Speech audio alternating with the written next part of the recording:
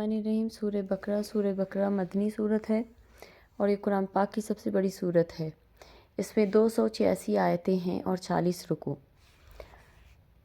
इस किताब में कुछ शक नहीं, राह बतलाती है डरने वालों को जो कि यकीन करते हैं बेदेखी चीज़ों का और कायम रखते हैं नमाज को, और जो हमने रोज़ी दी है इसको इसमें से खर्च करते हैं। अब इस किताब की तारीफ़ हो रही है कि इस किताब में कुछ शक नहीं, जो भी है वो सच इसमें लिखा है और दुरुस्त लिखा है। ये क्या है? ये एक नसीहत की किताब है। ये राह बताती है, सीधा रास्ता दिखाती है। डरने वालों को, किन को दिखाती है? डरने वाले को। अब डरने वाले कौन थे? सहाबा कराम थे जो शजर के पल थे, तकवा के शजर के पल थे और बैना के पल थे। अब इस पहले रुकू में हमें 3 ग्रुप्स का पता चलेगा। पहला ग्रुप कौन सा है? पहला ग्रुप कौन सा है? जो तावील ख़ास में सहाबा कराम की तरफ इशारा है। इसमें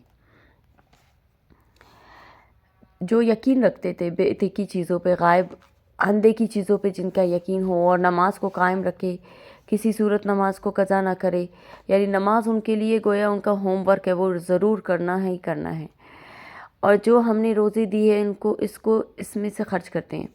जो रोज़ी अल्लाह ने उनको दी है, कम हो ज़्यादा, उसमें से वो खर्च करते थे अल्लाह की राह में। हज़रत अबू बकर ने तो अपनी सारी माल और दौलत लुटा दी कि इस्लाम के राह में, लोगों की गर्दन खलास करने में। और वो लोग क्या करते हैं? वो जो कुछ अल्लाह के, और वो लोग जो ईमान पर के जो कुछ नाजिल हुआ तेरी तरफ और उस पर जो कुछ नाजिल हुआ तुझसे पहले, और आखिरत को वो यकीनी जानते हैं। और ये लोग क्या करते हैं? ईमान रखते हैं, ईमान लाते हैं अल्लाह के नबी पे, जो कुछ नाजिल हुआ कुरान पाक पे, अल्लाह के नबी पे, और जो कुछ नाजिल हुआ उस पर यकीन रखते हैं। और जो उनसे पहले नाजिल हो चुका है, अब उनसे पहले जो नाजिल हो चुका है, जैसे तौरात है, इंजील है, उस पर यकीन रखना लाजिम है। बेशक उसमें कुछ तहरीफ हो चुकी है, रद्द बदल हो चुकी है, लेकिन उन बातों पे यकीन रखना जो यकसा हैं, हमारी नबियों के हवाले से, आखिरत के हवाले से, अल्लाह के हवाले से जो यकसा हैं, उन पे यकीन रखना बहुत लाजिम है। और आखिरत को वो यकीनी जानते हैं। वही लोग हैं हिदायत पर अपने परवरदिगार की तरफ से, और वही हैं मुराद को पहुँचने वाले। अब मोमिनीन और जो हमारे सहाबा कराम थे और जो सच्चे मुसलमान हैं ता क़यामत, उनकी पहचान ही यही है कि वो दिल से यकीन रखते हैं और ईमान लेके आते हैं। बेशक जो लोग काफिर हो चुके, अब दूसरा ग्रुप कौन सा है? जो काफिर हो चुके, बराबर है उनको तो डराए या ना डराए, वो ईमान ना लाएंगे। मोहर कर दी अल्लाह ने उनके दिलों पर और उनके कानों पर, उनकी आंखों पर पर्दा है, और उनके लिए अजाब है, उनके लिए बड़ा अजाब है। और लोगों में कुछ ऐसे भी हैं जो कहते हैं, अच्छा यहाँ तक जो है ये अब काफिर जिन्होंने साफ इनकार कर दिया। अब ये ग्रोह कौन सा ग्रोह है? यानी वो तकब्बुर असद की वजह से आयतों को, अल्लाह की आयतों को टुकराते हैं, हज़रत मोहम्मद सल्लल्लाहु अलैहि वसल्लम को आखिरी नबी नहीं मानते, अल्लाह को यकता नहीं मानते और बुतों की इबादत करते हैं, शिर्क करते हैं। तो ये वो वाला ग्रुप है। तो अल्लाह ताला ने क्या फरमा रहे हैं कि उनके दिलों व कानों पे मोहर लग चुकी है। वो ना सुन पाएंगे, ना देख पाएंगे, और आंखों के आगे पर्दा है, वो ना महसूस कर पाएंगे, और उनके लिए बड़ा अजाब है। और एक तीसरा ग्रुप है, और लोगों में कुछ ऐसे भी हैं जो कहते हैं हम ईमान लाए अल्लाह पर और दिन क़यामत पर, और वो हरगिज़ मोमिन नहीं। और कुछ लोग कौन से हैं जो कहते हैं हम ईमान तो लाए अल्लाह पर और क़यामत के दिन पर, लेकिन वो मोमिन नहीं है। क्या वजह है कि वो मोमिन नहीं है? वो दगाबाजी करते हैं अल्लाह से और ईमान वालों से, और दरअसल किसी को दगा नहीं देते मगर अपने आप को, और नहीं सोचते। अब नहीं सोचते यानी इनमें शऊर नहीं है। अब ये कौन से लोग हैं? ये वो लोग हैं जो कि वो समझते हैं हम अल्लाह को धोखा दे रहे हैं, लेकिन वो असल में अपने आप को धोखा देते हैं, क्योंकि वो कुछ बातों को तो मानते हैं, कुछ बातों को नहीं मानते, तो वो अहले ईमान नहीं है। उनके दिलों में बीमारी है, फिर बढ़ा दी अल्लाह ने उनकी बीमारी। अब ये वो लोग हैं जो कसदन, वो हज़रत मोहम्मद का जब नज़ूल हुआ, वो मुबैना के तौर पर जाने गए, तो इन्होंने सारी बातें जानने के बावजूद भी, हालांकि इनकी किताबों में भी, यहूदियों की किताबों में भी ये बातें मौजूद थी कि आखिरी नबी आएंगे, लेकिन कसदन उन्होंने इनकार कर दिया। क्यों इनकार किया? کہ یہ ہماری شاخ میں سے ہونے چاہیے، ہماری شاخ میں سے نہیں ہے، اہل عرب میں سے کیوں ہیں، یہ بنی اسرائیل میں سے کیوں نہیں ہیں۔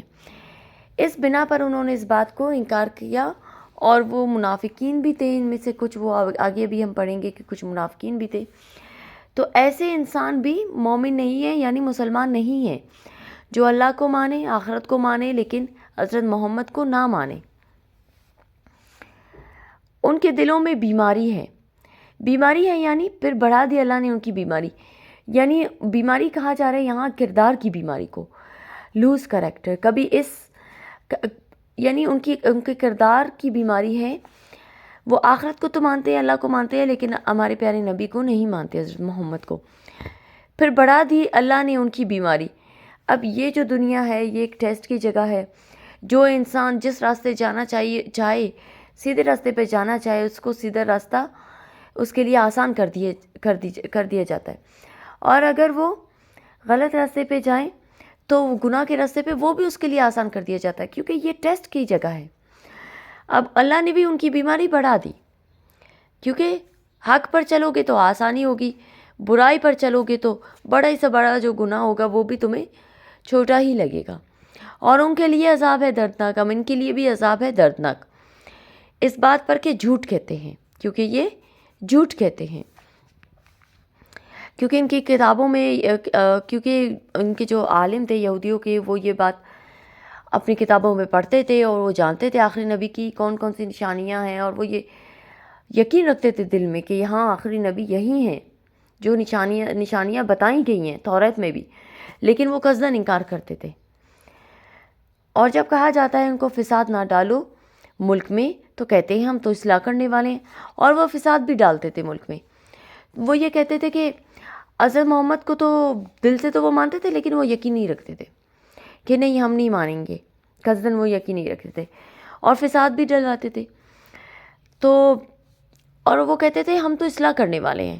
کس لحاظ سے وہ کہتے تھے ہم اصلاح کرنے والے ہیں؟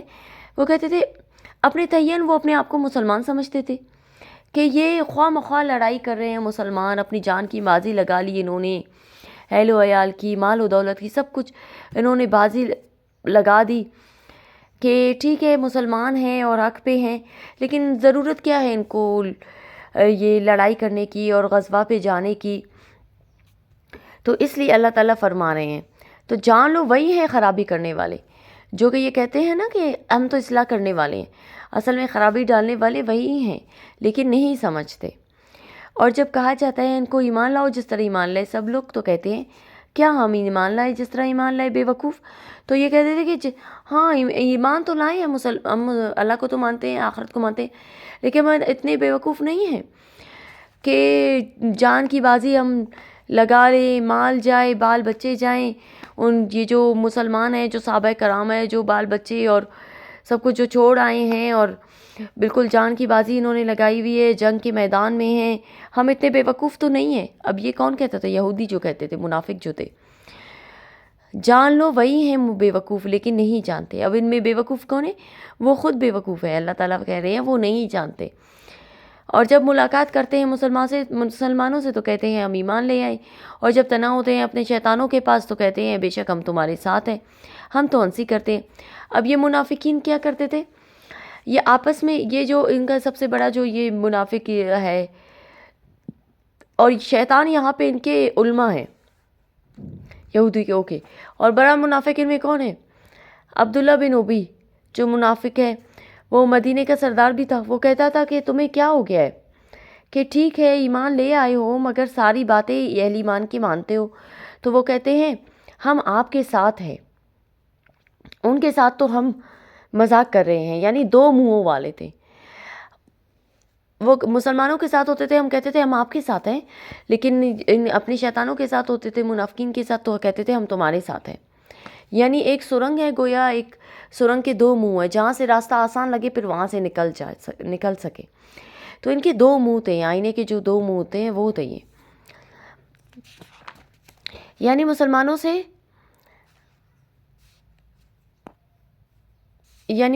سے اللہ ہنسی کرتا ہے ان سے، اور ترقی دیتا ہے ان کو ان کی سرکشی میں۔ اللہ تعالیٰ اصل میں ان کو ڈھیل دے رہا ہے، وہ مذاق نہیں کر رہے، اللہ ان کے ساتھ ہنسی کر رہا ہے کہ ان کو ڈھیل دیے جا رہے ہیں۔ وہ سمجھتے ہیں کہ ہم بہشت میں داخل کیے جائیں گے. غلط فہمی ان کی حالت یہ ہے کہ وہ عقل کے اندھے ہیں. یہ وہی ہیں جنہوں نے مول لی گمراہی ہدایت کے بدلے سو نافع نہ ہوئی ان کی سوداگری اور نہ ہوئے راہ پانے والے. ان کی مثال اس شخص کی سی ہے جس نے آگ جلائی، پھر جب روشن کر دیا آگ نے اس کے آس پاس کو توازل کر دی. اللہ نے ان کی روشنی اور چھوڑا ان کو اندھیروں میں کہ کچھ نہیں دیکھتے. اب یہاں پہ اس رکوع میں 2 مثالیں آئیں گی.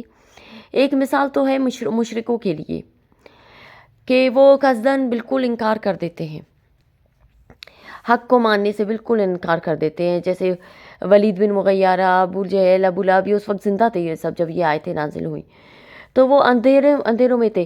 گویا وہ اتنی تاریکیوں اور اندھیروں میں تھے. جب اللہ کے نبی آئے، وہ روشنی لے کے آئے، تو انہوں نے انکار کر دیا حق کو ماننے سے، تو وہ پھر بھٹکتے رہے اندھیروں میں. اور بہرے ہیں، گونگے ہیں، اندھے ہیں، سو وہ نہیں لوٹیں گے. تو یہ مشرک کیا ہے؟ اندھے ہیں، بہرے ہیں. یا ان کی مثال، ایک اور مثال اب بیان کی جا رہی ہے یہاں پہ. یا ان کی مثال ایسی ہے جیسے زور سے مینا پڑا ہو آسمان سے، ان میں اندھیرے ہیں اور گرج اور بجلی ہیں، بجلی دیتے ہیں انگلیاں اپنے کانوں میں مارے کڑک کے موت کے ڈر سے. اور اللہ عطا کرنے والا ہے کافروں کا. قریب ہے کہ بجلی اچک لے. ان کی آنکھیں جب چمکتی ہیں ان پر تو چلنے لگتے ہیں اس کی روشنی میں، اور جب اندھیرا ہوتا ہے تو کڑے رہ جاتے ہیں. اور اگر چاہے اللہ تو لے جائے ان کا کان اور آنکھیں. بے شک اللہ ہر چیز پر قادر ہے. اب یہاں پہ دوسری مثال ان منافقین کی ہے. جب بجلی کڑکتی ہے تو مارے ڈر کے یہ اپنے کانوں میں انگلیاں دیتے ہیں، کیونکہ جب حق کی بات آئی انہوں نے کہا ہم اللہ کو مانتے ہیں، ہم روز آخرت کو مانتے ہیں، اور ان کی کتابوں میں بھی یہ باتیں موجود ہیں. لیکن پھر وہ کیا کر رہے ہیں؟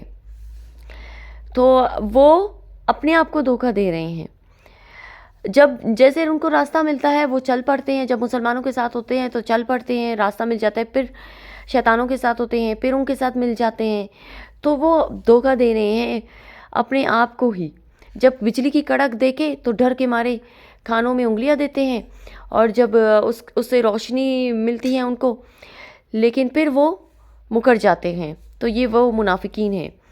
تو یہاں پہ اللہ تعالیٰ فرمائے کہ بے شک اللہ تعالیٰ ہر چیز پر قادر ہیں. یعنی کفر چننا ان کی چوائس تھی. یعنی اللہ تعالیٰ فرماتے ہیں کہ اللہ عطا کرنے والا ہے. یعنی اللہ کے گرفت سے یہ کہاں بچ سکیں گے؟ نہیں بچ سکیں گے. اور دوسری بات یہ ہے کہ کفر کو چننا ان کی اپنی چوائس تھی. اللہ نے راستہ تو کھول دیا، اب یہ بیچ میں لٹکنا چاہتے ہیں تو یہ ان کی مرضی. بیچ میں لٹکا ہوا تو کبھی بھی کسی منزل کا نہیں ہو سکتا، کیونکہ یہ تو امتحان کا گھر ہے، یہ زندگی، یہ دنیا.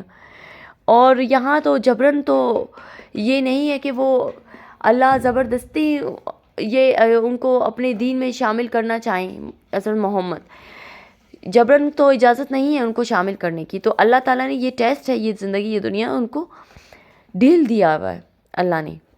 اب چوائس ان کی ہے، انہوں نے کون سا راستہ چنا.